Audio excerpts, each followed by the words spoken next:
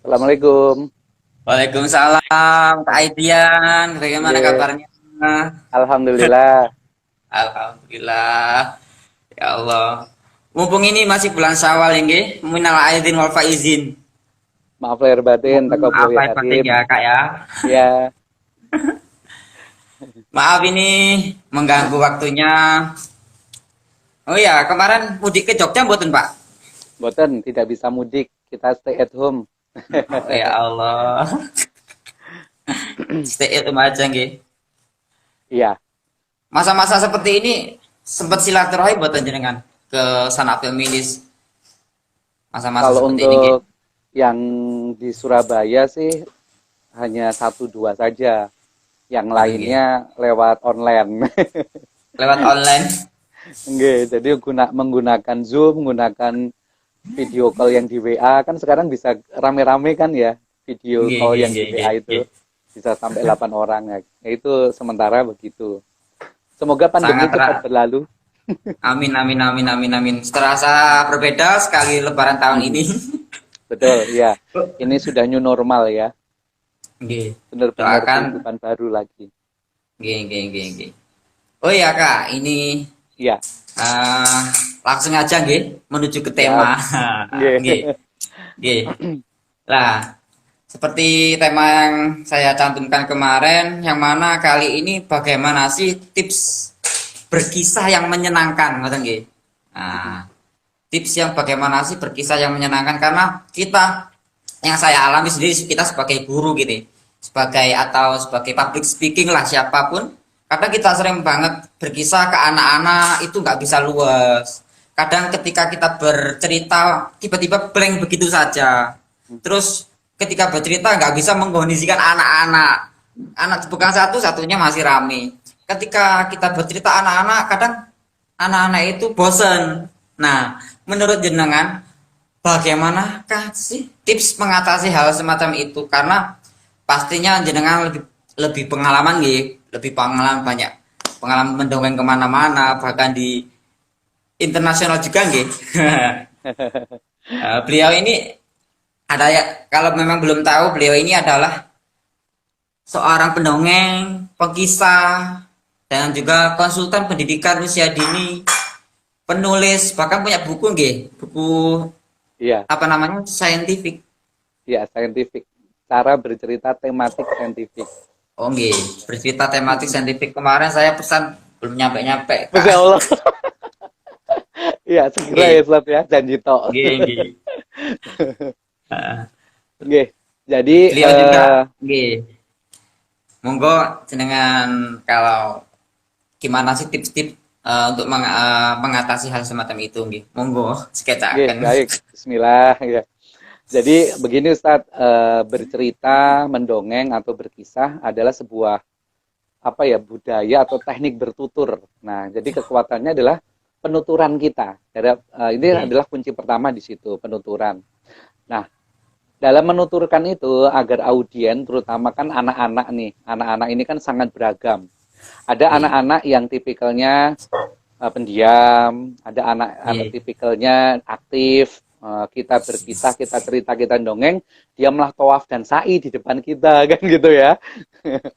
Nah, bagaimana sih caranya agar cerita atau kisah atau dongeng yang kita sampaikan itu mampu diterima dan anak menjadi tertarik? Maka yang perlu kita ketahui, yang pertama adalah memahami tentang modalitas belajar. Bahwa setiap orang anak-anak maupun kita ini orang dewasa itu kan memiliki modalitas atau gaya belajar. Gaya belajar ini adalah gaya bagaimana kita merespon menangkap sesuatu yang ada di depan kita.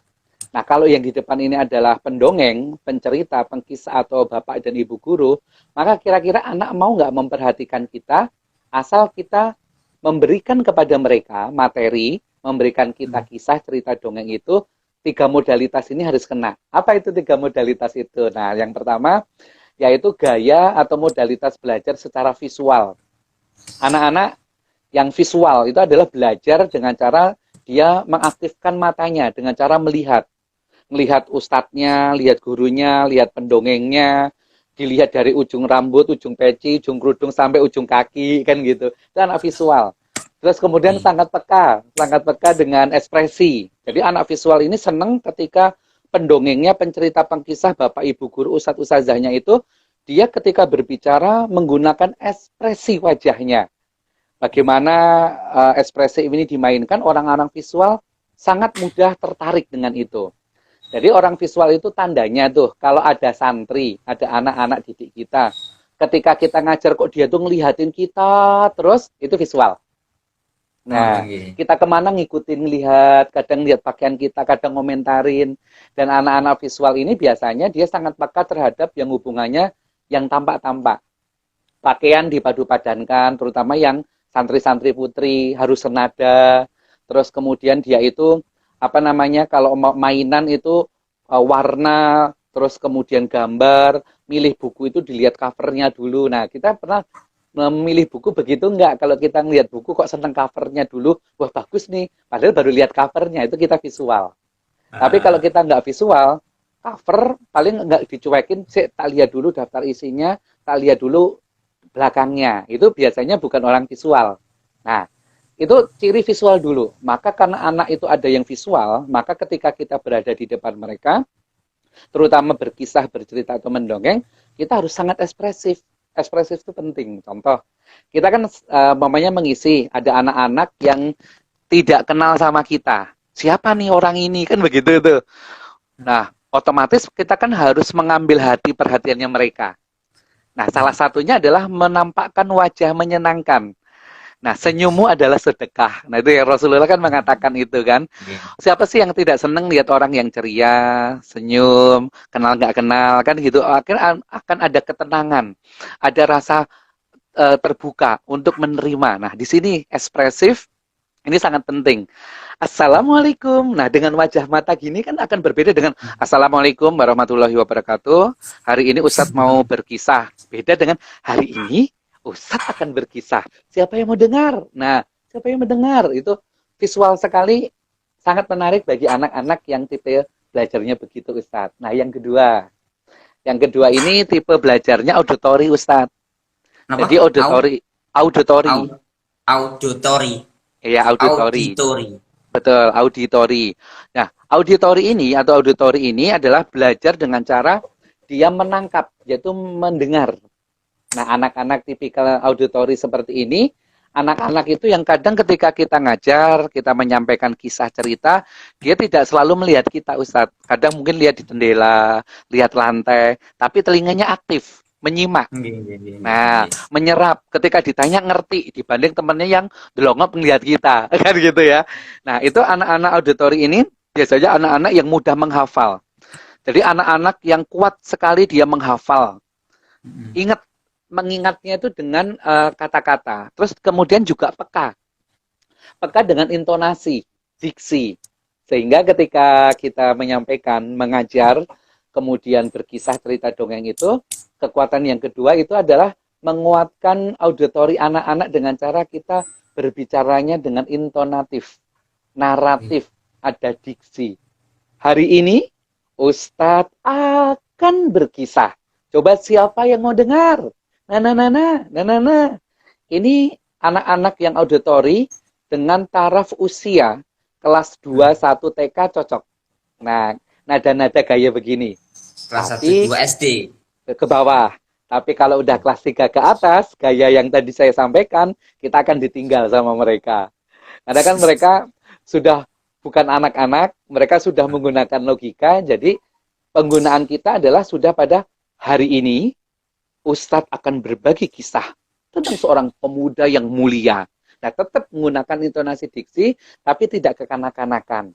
Jadi kekuatan tadi yang pertama ekspresif, kemudian dimainkan dengan intonasi diksi, kepenguatan, baru yang ketiga nih, gaya belajarnya yang kinestetik.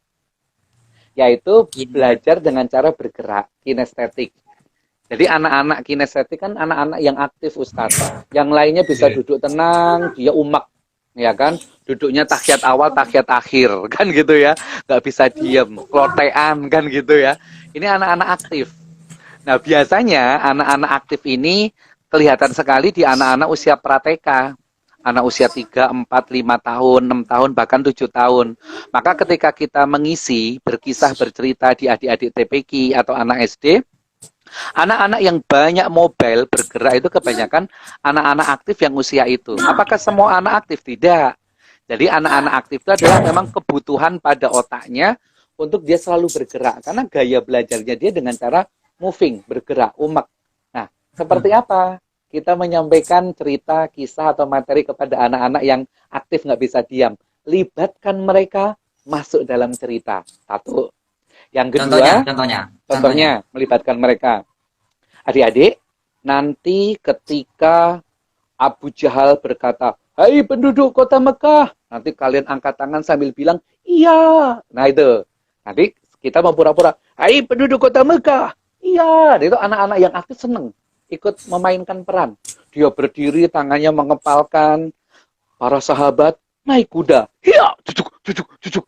Nah, tangannya bergerak pura-pura dia memacu kuda. Nah, ini untuk anak-anak kelas 1 TK yang aktif, yang kinestetik, dia bisa fokus kepada kita. Jadi mereka tidak dijadikan pendengar yang pasif, tapi libatkan. Nah, maka ketika nanti kita bisa memetakan ada anak-anak visual, auditory, dan juga kinestetik, maka nanti itu yang akan teknik kita berkisah cerita itu lebih banyak kemananya.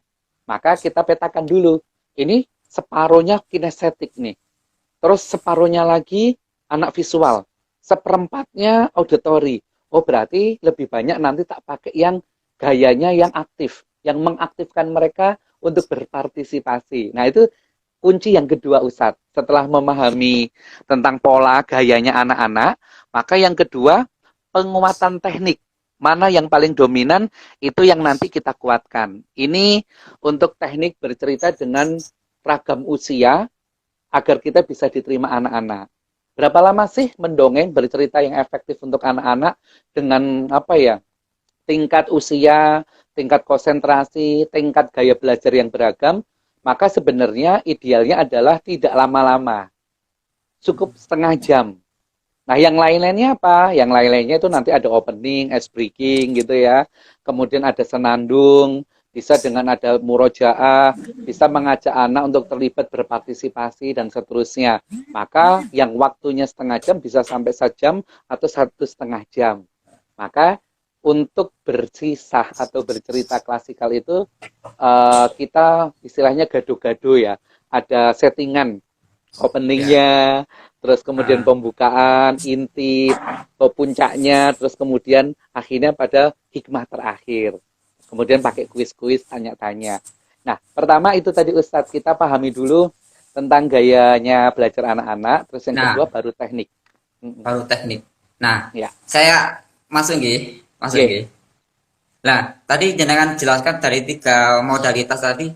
Nah, kalau kita tiba-tiba masuk ke acara langsung mendadak gitu, kita kan gimana cara kita menilai ini? Oh, semua anaknya ada yang visual, audio, kebanyakan ada dominan kinestetik.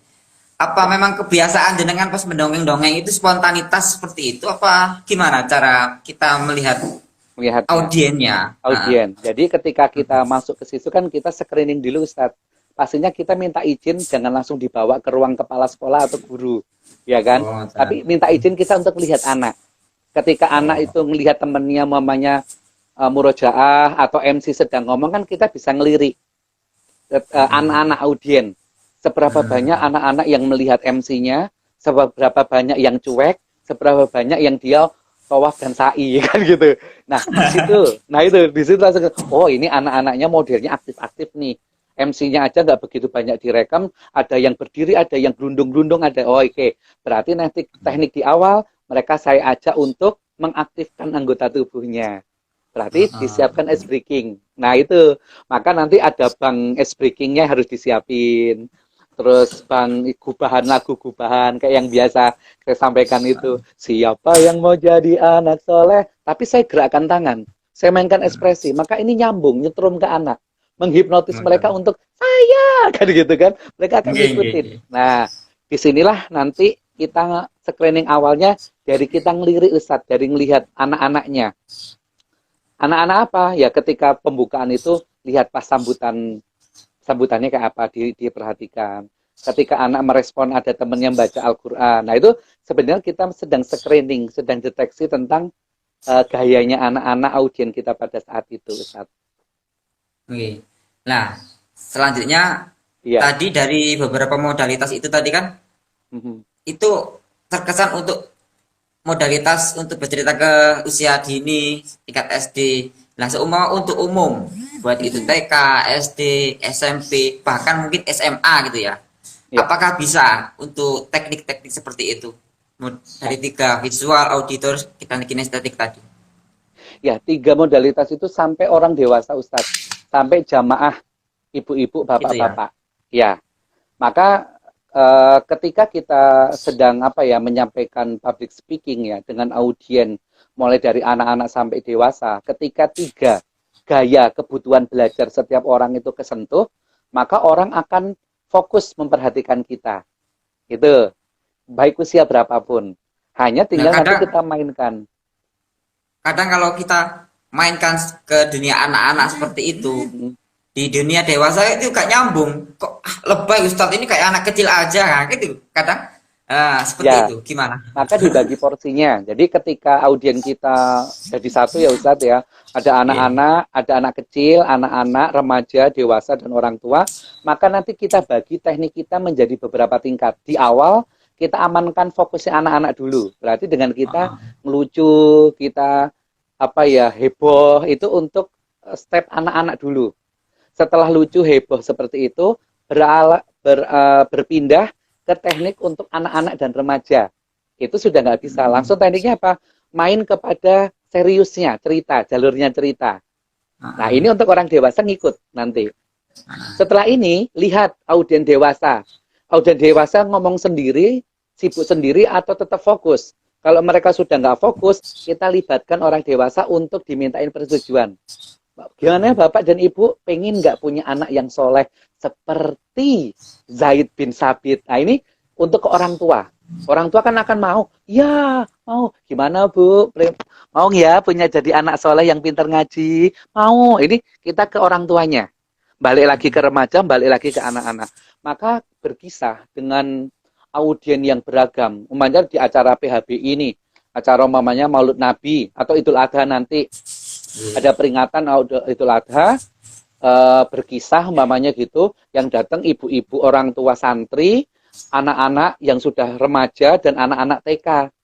Plek jadi satu. Ini dia harus dimaklumi nih umpamanya nih ada yang mengisi kok yang terlayani porsinya paling banyak anak-anak. Mungkin di situ anak-anaknya yang harus diopeni. Karena ketika kita ngomong sudah serius, yang anak akan mengganggu. Jadi kalau ketika kita sudah ngomong serius, anaknya naik ke atas panggung, ya kan, muter-muterin kita, ya kan. Nah ini, maka panitia nanti harus bijaksana. Ketika menyiapkan sebuah acara dengan audien beragam, maka harus siap dengan teknik yang disampaikan oleh pematerinya tadi. Oh berarti nanti tekniknya akan semua kena. Nah, apabila nanti ada jamaah, lah Ustadz nggak usah manggil itu Ustadz, kayak anak-anak terus ngisinya. Loh nggih Bu, lah paling banyak anak-anak. Nah, nanti kalau pengajian serius, buyar ini anak-anak. Tapi Ibu kan dapat iya sih Ustadz. Nah, ini kadang jamaah atau orang tua itu nanti perlu disonding dulu. Bu, ini nanti ada pengajian, kita datangkan pendongeng atau pengkisah, pencerita, nanti yang diopeni ya anak-anak sama orang tua. Jadi nanti gayanya dinikmati saja. Nah ini untuk biar tidak salah paham. Saya punya pengalaman itu Ustadz. Punya pengalaman di daerah Kenjeran. Di daerah Kenjeran di Tanah Merah. Di situ acaranya malam. Acaranya malam, saya kebagian ngisi itu di puncak acara. Jadi puncak acara itu jam 11 malam. Nah, 11 malam. Di situ kan mulai dari anak-anak sampai orang dewasa. Anak-anak sudah capek, sudah lelah, tapi karena mereka antusias ingin mendengarkan cerita dan ketemu boneka Molly, kan gitu ya, boneka yang saya bawa itu, jadi mereka masih mau bertahan, udah ngantuk-ngantuk kayak gitu. Nah, ini saya harus bijak. Maka apa yang saya lakukan? Saya minta izin dulu. Ibu, Bapak, saya boleh minta izin untuk mengisi bagian pertama dulu untuk anak-anak. Karena anak-anak sudah nunggu nih sejak habis maghrib sampai sekarang setengah 11. Bayangkan Ustadz, kan gitu. Jadi saya sampaikan dulu ke audiens sehingga mereka paham. Oh ya, berarti iki mau ke main sama anak-anakku. Saya mainkan, loh orang tua ketawa ngekel, ketawa ikut alur cerita. Setelah selesai, saya ngomong ke anak-anak, baik, ini ya tadi cerita kisah dari Kak Hadian. Seneng nggak? Seneng. Baik, nanti kita ketemu lagi sekarang Kak Hadian akan berbicara sama bapak dan ibunya. Nah itu berarti anak-anak boleh langsung balik ke bapak ibu atau dia mungkin pulang. Nah baru nanti ke orang tuanya. Ini kasuistik cerita saya ngisi acaranya mulai dari habis maghrib sampai jam 12 malam. Karena saya jam 12 malam baru selesai. Kayak gitu. Nyambung, nyambung. Nyambung terus, padat acaranya, ini, dan seterusnya.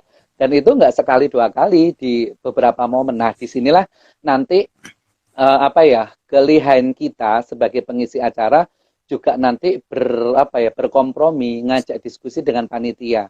Boleh nggak nanti anak-anak saya ajak naik ke atas panggung semua, karena panggungnya tinggi. 2 meter kan gitu ya. Waduh, orang tua duduknya di kursi masing-masing, anaknya di sebelahnya orang tua. Wah, ini nggak bisa ini, tidak akan bisa bagus. Maka saya minta izin kepada panitia untuk ngajak anak-anak Ustadz naik ke atas panggung semua. Saya habiskan jam saya dengan anak-anak heboh dan macam-macam selesai. Terus habis itu baru nggarap orang tuanya. Nah, ini teknik-teknik yang nanti bisa dilakukan, tapi tetap Ustadz eh, modalitas itu tadi ya, mengaktifkan anak untuk tersentuh perhati. Karena kalau kita hanya ngomong terus, dia kan hanya fokus ngelihat. Tapi kalau nggak dilibatkan, pasti mereka akan jenuh dan mengganggu temannya. Kalau nggak mengganggu temannya, dia sibuk sendiri, naik turun panggung, muter ini, kabel mic ditarik-tarik kan gitu ya, dan seterusnya. Nah ini tentang apa ya, keunikan kalau kita ngisi dengan beragam usia. Baik dengan jumlah ustadz. Contoh saya pernah pengalaman ya, tahun berapa saya lupa, ngisi di Al-Muslim, di SD Al-Muslim Ustadz, di SD-nya. Seluruh anak kelas 1 sampai kelas 6, berarti ada berapa anak itu Ustadz? 700 atau berapa itu? Ya sekitar 700-an. 700 atau 800 lima, itu. lima rombel. Betul, Kali 21 semua Ustadz. Nah itu kan berkisah akbar tuh. Sudah bercerita saya dapat setengah jam, listrik mati. Brut, mati. Ternyata ada kebakaran di depannya Giant. Di Pondok Chandra, pabrik plastik. Itu kan matinya lama. Apa yang saya lakukan Ustadz? Yang saya lakukan, teknik ini dari pengalaman adalah, saya tidak di panggung lagi. Saya langsung mengajak anak-anak untuk berdiri membuat lingkaran, saya ngisi di tengah-tengahnya mereka. Dan saya minta untuk kesepakatan mereka untuk menahan, untuk tidak berbicara walaupun listriknya mati. Agak gelap kan di hall tengah itu kan. Nah itu ini teknik. Maka kehadian tidak akan bisa terdengar kalau kalian ikut berbicara. Ya sudah, saya lanjutkan kisahnya Ustadz. Tapi saya udah nggak di panggung, saya di tengahnya anak-anak. Jadi anak-anak melingkari saya. Saya berkisahnya ke kanan, ke kiri, ngadep belakang, ngadep depan. Sebegitu. Gobios iya. Tapi karena mereka mau duduk tenang, terselesaikan sampai akhir.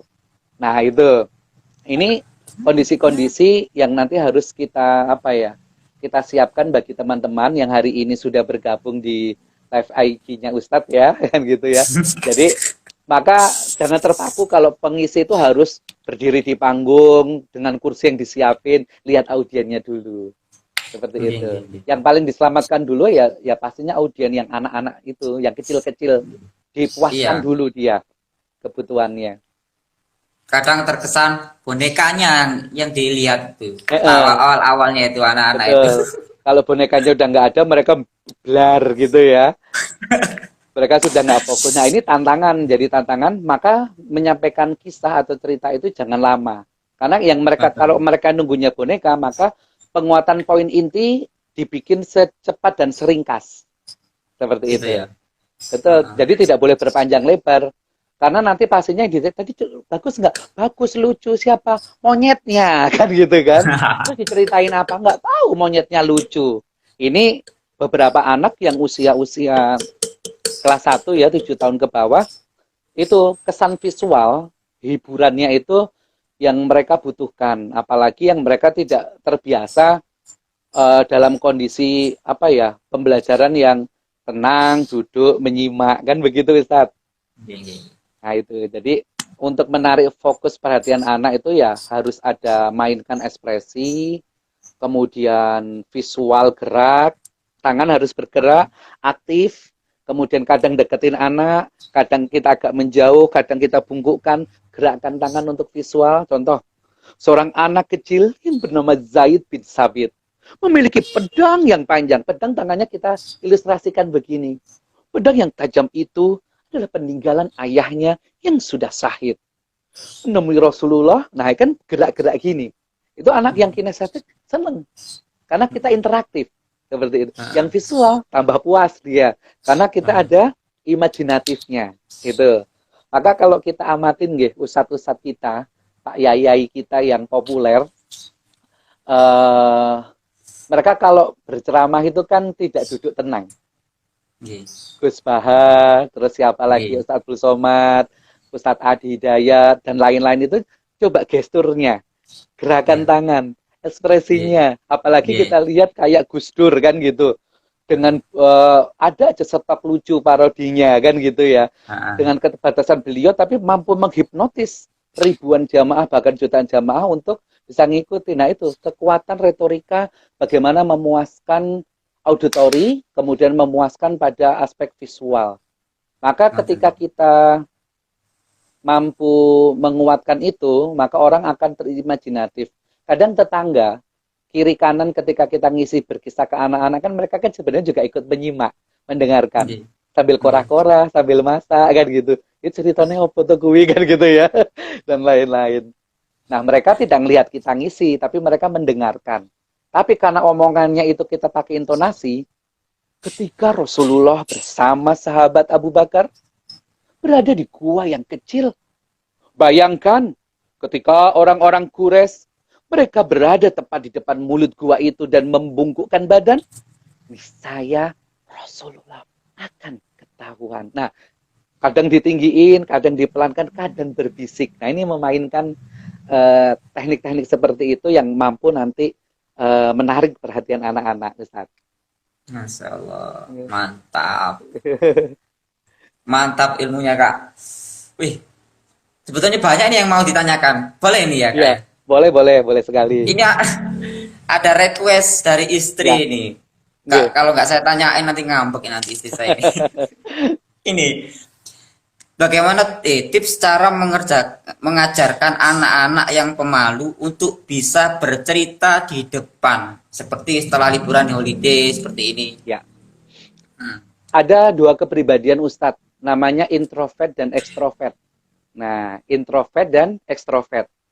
Anak-anak ekstrovert adalah anak-anak yang dia pede, percaya diri, senang bergaul, senang keluar, senang menyapa orang lain, dan senang ada di depan orang lain. Itu ekstrovert. Anaknya percaya diri, pemberani, dan kebalikannya di introvert. Nah, anak-anak yang pemalu, nggak suka tampil ke depan, nggak suka live seperti ini, nggak suka diamatin orang, adalah anak-anak yang memiliki kepribadian yang sebenarnya kita harus hargai mereka. Karena anak-anak yang model seperti itu tidak bisa menjadi orang lain. Karena itu sebuah karakter kepribadian. Tetapi bukan berarti anak-anak introvert itu tidak bisa perform. Ada tahapan. Nah, tahapan untuk anak-anak pemalu agar mau perform di depan gitu ya Ustadz ya. Contoh nih, ketika kegiatan belajar di rumah. Bagi anak-anak introvert yang paling menyiksa apa Ustadz? Ketika video call dan rekaman. Nggak mau direkam. Ini ditunggu ustazah ini di video. Nggak mau. Itu anak introvert nggak akan mau. Sampai tangis-tangisan, sampai dipaksa-paksa. Gitu. Nah, bagaimana caranya merayu? Nah, itu merayu, membujuknya, merayu mereka. Nanti sebentar aja kok. Nanti nggak usah lihat kamera. Adik lihat kanan atau lihat kiri saja. Sebentar. Nah, kata-kata itu aman dan nyaman buat dia. Benar, aku nggak usah lihat kamera. Nggak usah. Itu karena dia malu, Ustaz. Ada beberapa orang kan tipikal begitu, introvert seperti itu. Contoh nih, kita orang dewasa, mau pergian jauh naik angkutan umum.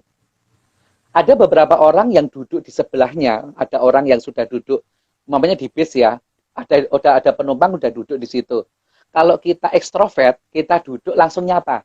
Kemana Pak? Mau perjalanan kemana? Sendirian Pak. Itu kita ekstrovert. Langsung nyapa, langsung sok kenal, akrab. Tapi introvert, duduk tenang. Sampai 5 jam perjalanan nggak sapa-sapaan, dia tenang dan nyaman. Itu. Nah itu kan sesuatu hal yang kita perlu treatment, perlu stimulasi agar mereka mau perform. Maka dibikin tahap, tidak bisa langsung nanti maju ya, kamu hafalan kamu gini-gini. Tunggu dulu. Anak introvert butuh beberapa tahapan. Satu, ditenangkan dulu. Mas itu berani ya. Tuh, hafalannya pinter, bagus. Kakak bisa. Udah cukup di situ. Itu dia, oh iya, kalau nggak maju, nggak dapat nilai. Orang nggak tahu kalau sudah bisa hafalan ini. Yang kedua, motivasi ke dalam. Gimana orang bisa tahu kalau nggak di video? Mikir dia, diajak mikir. Harus di video. Ya kan harus ketahuan adik ngomongnya. Kan bisa direkam. Nah itu dia seneng rekam. Karena nggak perlu lihat wajah. Nah itu nanti tahapan pemahaman Ustadz. Sebentar saja kok nanti direkam. Aku malu ditemenin. Nah itu Ustadz. Nah itu terjadi di anak saya yang kedua, Afan namanya. Itu kita perlu kemana-mana dulu untuk dia mau direkam. Atau ketika ustazahnya video call untuk nanya pembelajaran. Kan ada tuh program sekolah ya, video call ke rumah, nyapa anak-anak. Itu anak saya bermasalah yang begitu-begitu. Nah, caranya bagaimana? Itu tadi kita ngomongnya bertahap. Sebentar aja kok. Akhirnya mau, tapi dia dibaliknya istri. Ngintip-ngintip gitu ya, kayak gitu. Ya nggak apa-apa, itu proses. Apakah dia nanti bisa ketahuan dan macam-macam? Nah itu tadi tahapannya. Kita amankan dulu anak-anak yang introvert atau anak-anak yang pemalu atau anak-anak yang modelnya dia tidak mau dipublish, tidak mau show off. Maka kita harus melalui beberapa tahapan untuk ditenangkan dulu dirinya. Karena kan rasa malunya tinggi. Bukan berarti rasa malu jelek. Karena rasa malu itulah Rasulullah menyanjung sahabat Utsman bin Affan. Sahabat Utsman bin Affan kan sahabat Rasulullah yang sangat pemalu. Dan karena pemalu, malaikat pun malu. Bahkan Allah malu sama Utsman bin Affan. Suatu ketika ada sebuah riwayat, ketika Rasulullah bersama dengan Abu Bakar dan sahabat Umar, itu jubah Rasulullah tersingkap-singkap terlihat betisnya. Itu diamati sama Bunda Aisyah. Tapi ketika sahabat Utsman bin Affan datang, Rasulullah segera menjulurkan jubahnya untuk menutupin betis kakinya. Diamatin sama Bunda Aisyah. Setelah mereka pulang ditanya, ya Rasulullah, ketika ayahku dan sahabat Umar tadi bersama Rasulullah tidak menutup betis yang tersingkap. Tapi kenapa ketika sahabat Utsman datang, engkau menutupkan betis tersebut? Apa kata Rasulullah? Ya, karena sahabat Utsman adalah orang yang memiliki tingkat malu yang paling tinggi. Nah itu tadi Ustaz. Jadi tipikal tentang anak-anak yang seperti itu kita tidak bisa langsung instan, tidak bisa dipaksa. Kita harus banyak trik untuk membuat dia nyaman dulu Ustaz. Dan anak-anak seperti ini mereka akalnya jalan kok Ustaz. Asal kita menemukan nanti nggak tahu kata-kata apa, kasus apa yang membuat nggak apa-apa sebentar aja nanti biar ustazahnya bisa masukkan nilai. Kan aku sudah bisa. Nah kadang dia lagi gitu. Iya, tapi orang lain nggak ngerti kalau nggak di video. Ini kadang butuh memasukkan ke logikanya dia. Karena mikirnya dia itu mikir ke dirinya sendiri, Ustadz. Jadi anak pendiam itu lebih pada selfish. Lebih pada untuk dirinya sendiri. Aku nggak butuh tampil kok. Ya silakan kamu kalau kamu tampil. Aku loh nggak apa-apa di sini. Tapi kamu yang punya ide. Nggak apa-apa, aku yang punya ide. Nah itu. Kan ada nggih model-model yang begitu itu. Orang yang senangnya di balik layar nggak mau tampak kan gitu. Tapi ada orang lain yang senangnya, aku yang maju ya, aku yang di depan ya. Nah itu ya. Nah itu mengenai tentang beberapa anak yang kok ada yang rasanya susah banget disuruh maju, suruh apa. Kalau mendadak iya. Tapi kita perlu menyiapkan waktu secara bertahap. Kak, nanti waktu ujian hafalan, nanti maju satu persatu. Nah ini jauh-jauh hari Ustadz. Agar dia bisa nanti mendamaikan konflik dengan dirinya. Kan itu yang penting. Bahwa dia nanti bisa berkata, aku nggak apa-apa kok maju. Kan hanya sebentar. Nanti biar bisa hafalanku dinilai sama ustadz, sama ustazah. Itu nanti akhirnya dia mau maju dan mau perform. Kenapa? Ada motivasi diri yang dikuatkan oleh dirinya sendiri, yang kita orang luar secara ekspresif nanti menstimulasi. Ini terapi untuk yang malu Ustadz.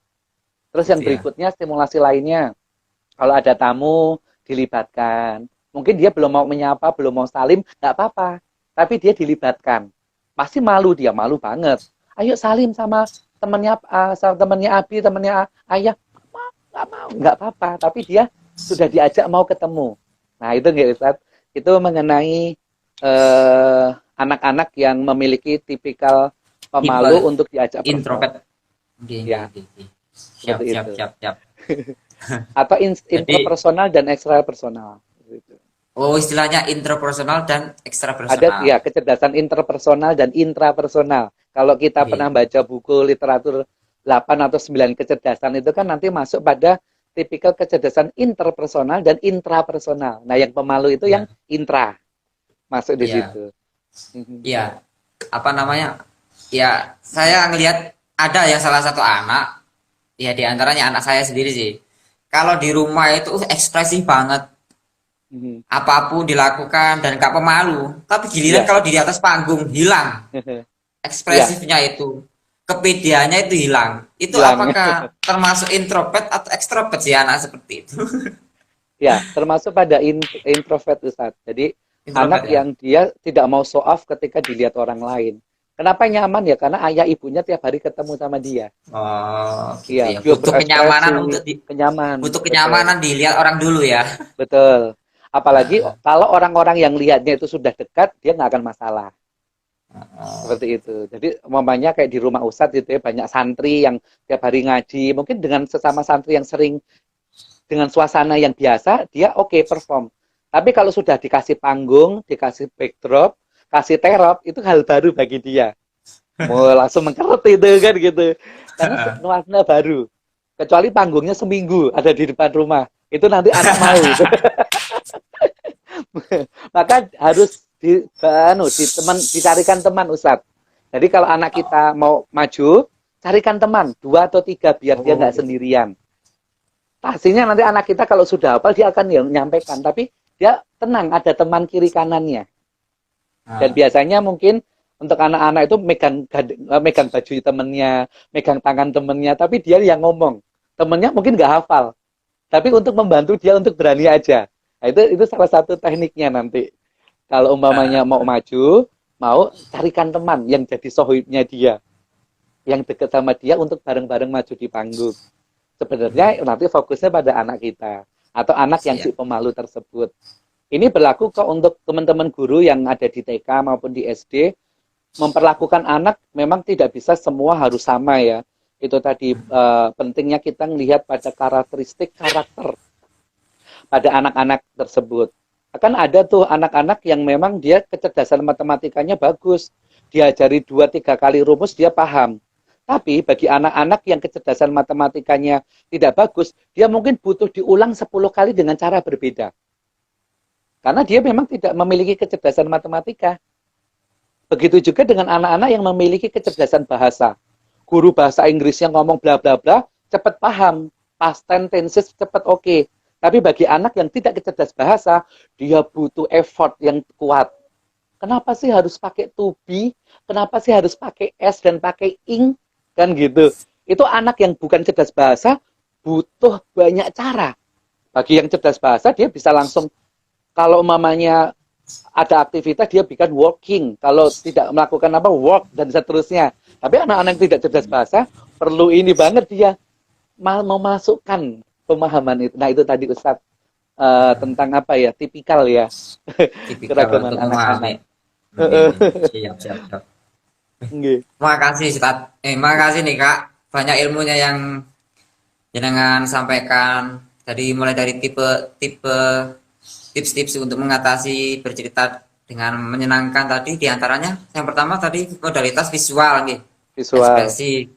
Yang Mhm. kedua auditory, Auditori. menangkap menangkap menangkap mendengar anak-anak.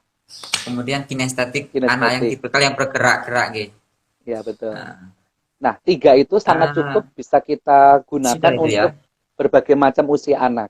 Maka Itu kalau untuk modal anak-anak utama gitu. udah utama. Jadi kenapa pembelajaran yang ketika di kelas ya, kita ada fasilitas di sekolah kita menggunakan slide, ada backsound.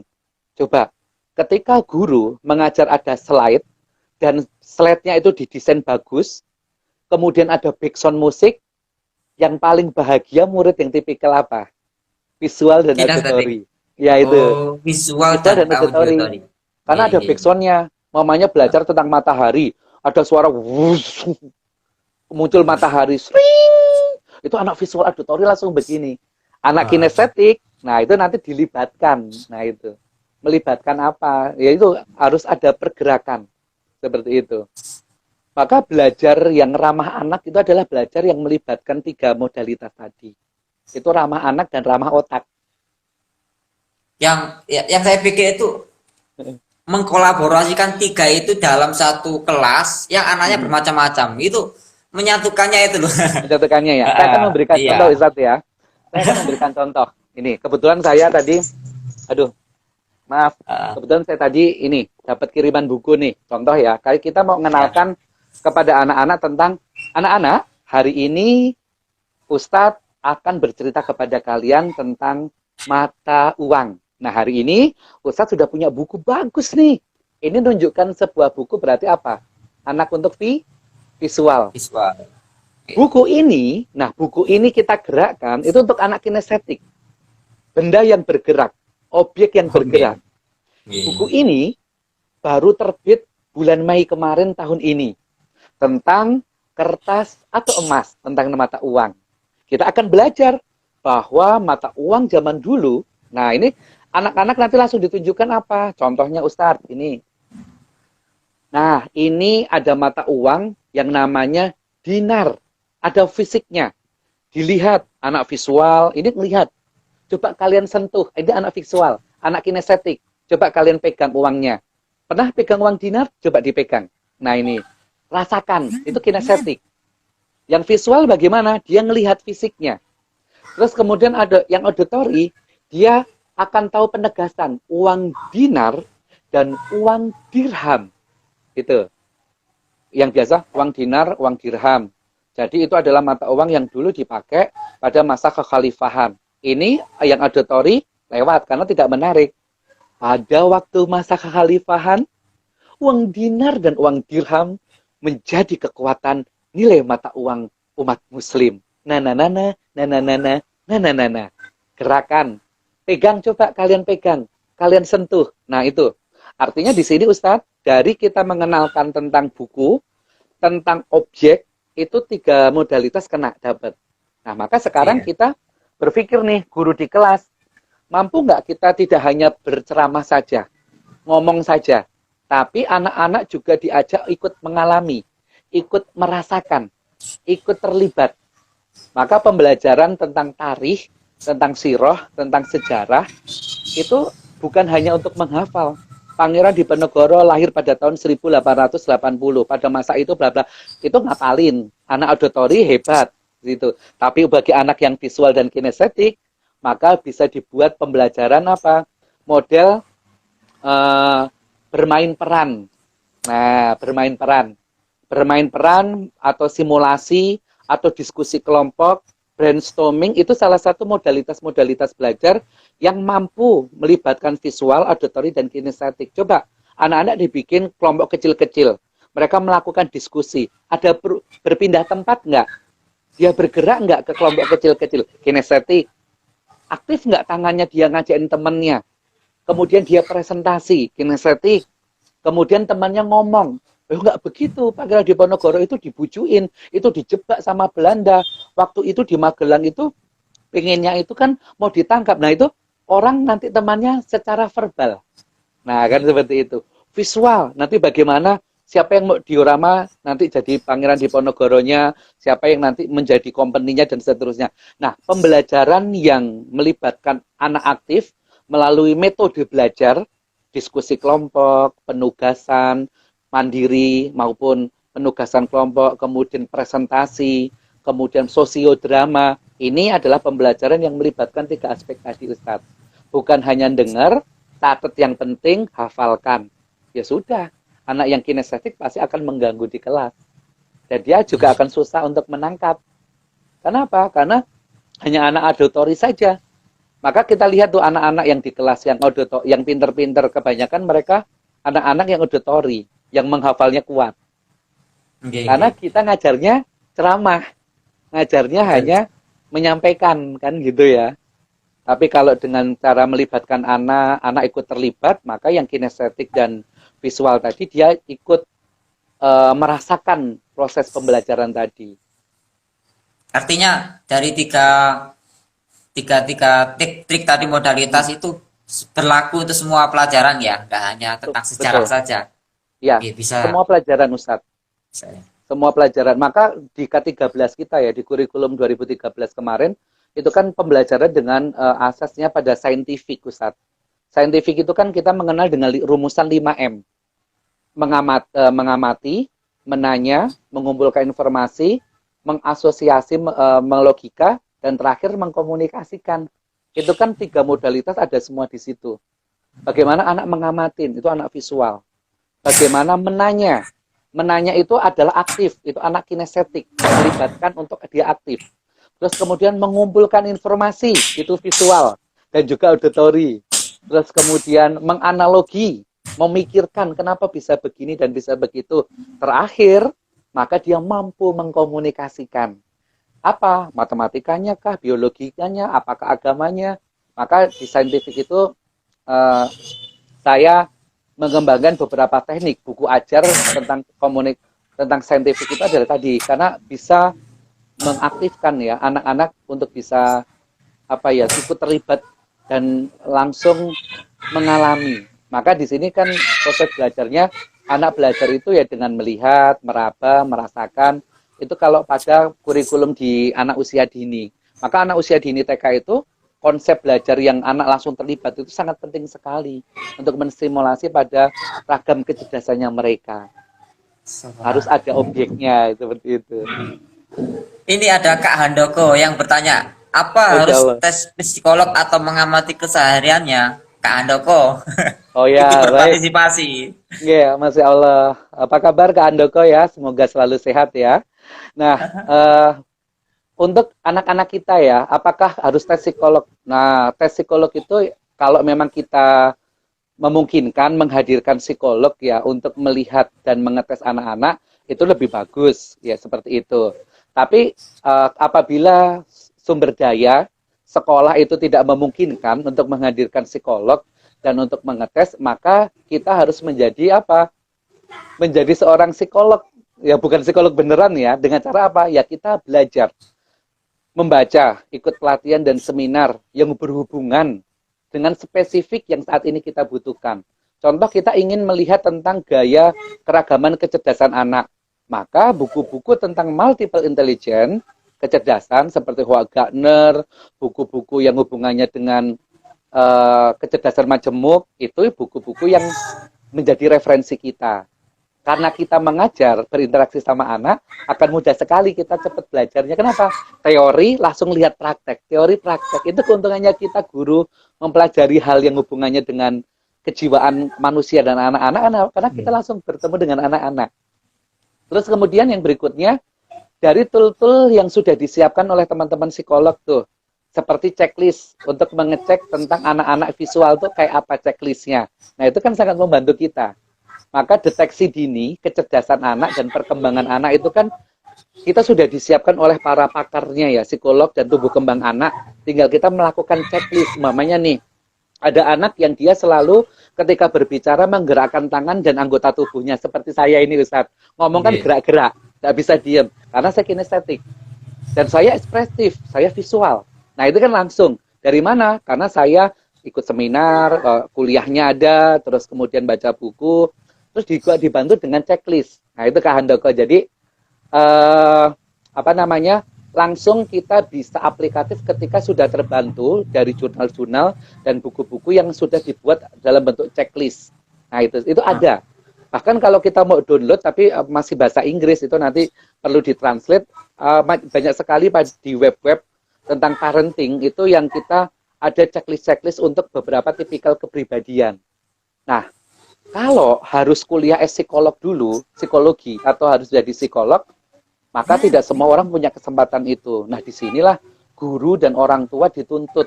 Ya jadi guru, jadi orang tua, jadi psikolog, jadi manajemen keuangan, kan begitu nggak Ustadz ya sekarang ini kan. Apalagi sekarang Di rumah semua Kita di rumah sekolahnya. semua. Maka seperti yang disampaikan Ki Hajar Dewantoro kan, semua orang tua adalah guru, semua rumah adalah sekolah. Ya udah, bener-bener nih.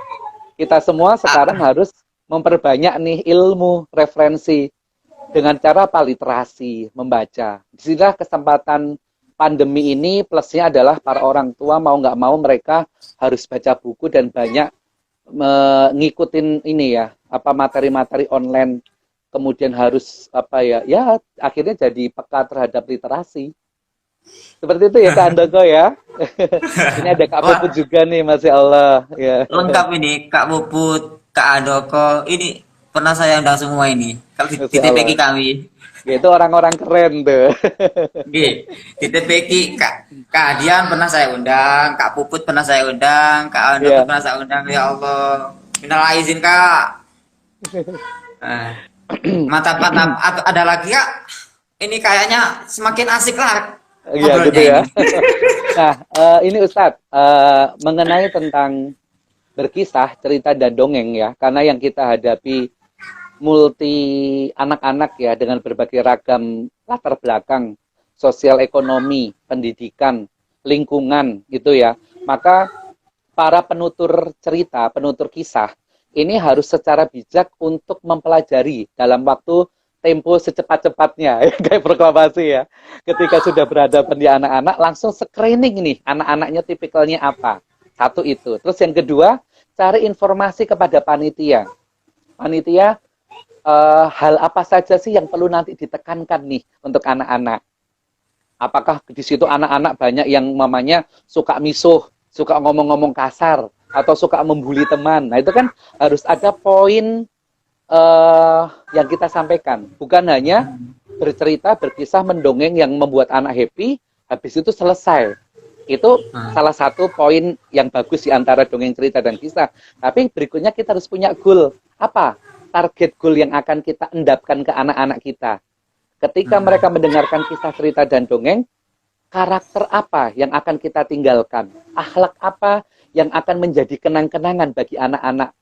Mungkin bukan saat ini dia nanti bisa bermanfaat dari nilai, dari cerita, kisah, dan dongeng yang kita sampaikan. Mungkin bisa juga ketika nanti tiba-tiba dia sudah orang dewasa, jadi orang tua, apa yang dulu kita kisah ceritakan, dongengkan, tiba-tiba muncul.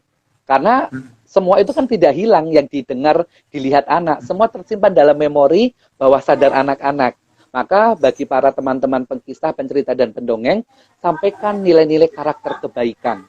Terus yang berikutnya terakhir Ustadz, ketika kita berkisah, bercerita, dan mendongeng, selalu tekankan lagi berikutnya adalah how to-nya.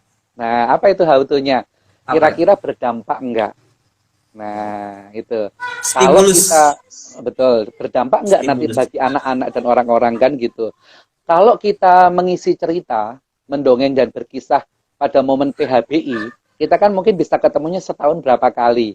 Contoh Isra Mi'raj atau Maulud Nabi, Tahun Baru Islam, mungkin setahun 4-3 kali.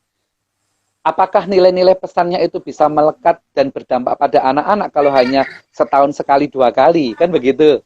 Maka Ya. disinilah nanti kelihayan kita menjadikan penuturan kita itu mampu berkesan ke anak-anak. Semua materi bisa diserap anak, walau alam. Mungkin dia bisa menyerapnya di sesi awal. Mungkin menyerapnya di bagian tengah. Mungkin menyerapnya di lucunya. Mungkin menyerapnya di ketika kita bawa boneka. Nggak masalah. Tapi momentum yang bisa menyerap dan terikat ke anak-anak itu hal yang positif. Maka kita para penutur cerita, pengkisah dan pendongeng ini ketika menyampaikan cerita, kisah dan dongeng anak-anak itu kalau bisa jangan ada unsur porno. Walaupun itu bikin lucu. Unsur sara, unsur melecehkan. Karena itu apa? Anak mudah menyerap dan melekat. Kan seperti itu. Nah, umpamanya nih, nanti dari cerita yang kita sampaikan itu kok tibae. Wah, ini bahasa Surabaya nih.